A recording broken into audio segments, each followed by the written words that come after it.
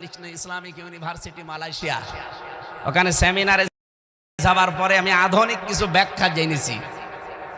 ওনারা বলছিল ওখানে প্রফেসর যারা স্যার যারা আছে, ডক্টর মিজানুর রহমান আজহারি যে স্যারের আন্ডারে উনি পিএইচডি করলেন, ডক্টর নূর মোহাম্মদ ওসমানী, ওনার বাড়ি বাংলাদেশে কক্সবাজারে, ওখানে উনি ওই মালয়েশিয়া বিশ্ববিদ্যালয়ে আছে প্রফেসর হিসাবে। আমিও স্যারের সাথে দেখা করে বললাম আমিও করতে চাই।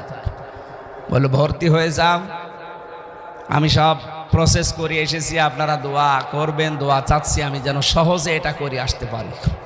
এখন 3 বছর লাগবে আর 4 মাসের একটা ট্রেনিং আছে আরবিতে।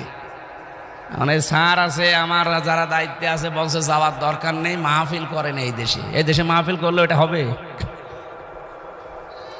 তো এখন 3 বছর মনে হয় চলে যাব নাকি? আপনারা বলেন তো চলে যাব কিনা?